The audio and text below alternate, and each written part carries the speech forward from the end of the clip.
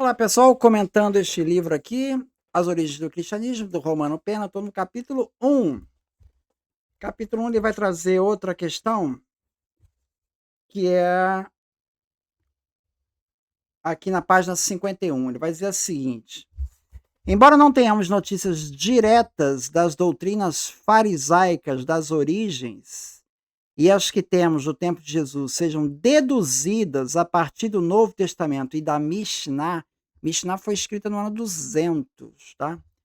Que é ainda mais tardia, algumas exigências fundamentais, todavia, na doutrina delas são suficientemente certas. Tá? Então, veja, aqui tem um parênteses aqui. Essa questão das fontes, né? Assim, o sinédrio, ali no tempo de Jesus, ele era controlado principalmente pelos saduceus, ou seja, a aristocracia sacerdotal ligada ao templo. A Mishnah era preserva a tradição dos fariseus. Ela foi compilada ali por volta do ano 200, depois da destruição do templo, que foi em 70. Então a Mishnah, ela descreve como as regras do templo deveriam ser. Não necessariamente está descrevendo como eram as regras do sinédrio no tempo de Jesus. Embora algumas coisas fossem comuns, né? Então, por exemplo, o sinédrio era presidido pelos sumos sacerdotes no tempo de Jesus. E isso confirma com o que está na Mishnah. Tá? Mas pode haver diferenças. Por exemplo, tinha fariseu no sinédrio? Tinha. Por exemplo, o Gamaliel, está em Atos 5, Nicodemos, eles são fariseus que estavam no sinédrio. O Joséfo fala da presença dos fariseus no sinédrio. Veja, o sinédrio era predominantemente, ele era presidido por saduceus, mas tinha alguns fariseus ali no meio. Tá? E esses fariseus, segundo Flávio Joséfo, eles tinham enorme influência sobre o povo.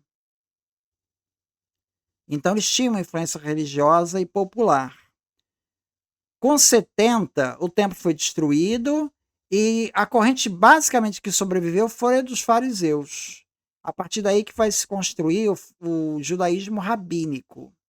E a Mishnah, então, é compilada nessa época por volta do ano 200, registrando essa tradição rabínica segundo a versão dos vencedores, né? A versão dos fariseus.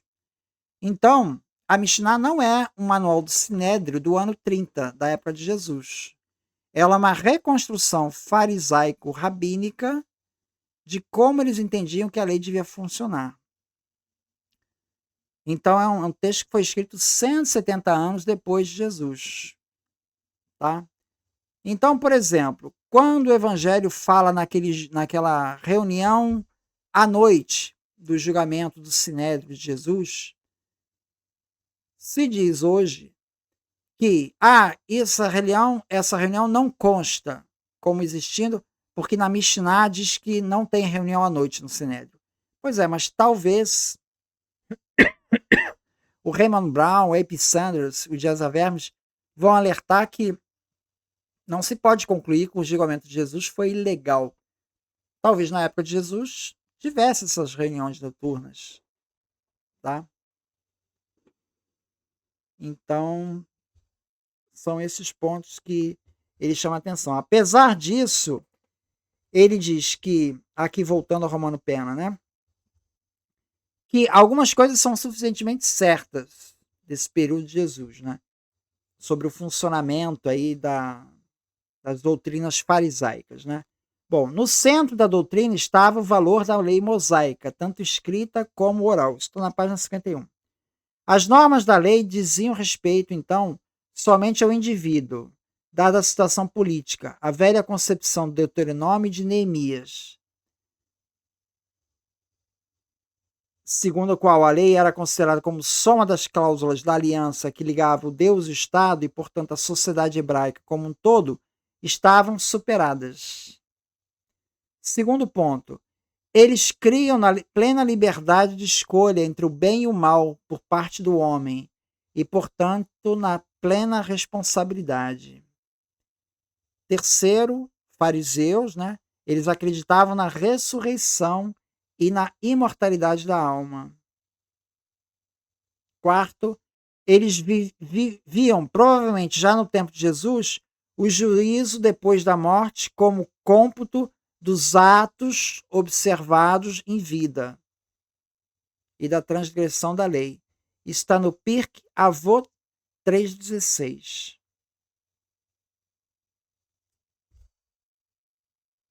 Então, como se vê, o farisaísmo ele se contrapõe claramente ao enoquismo e, mais ainda, ao quranismo.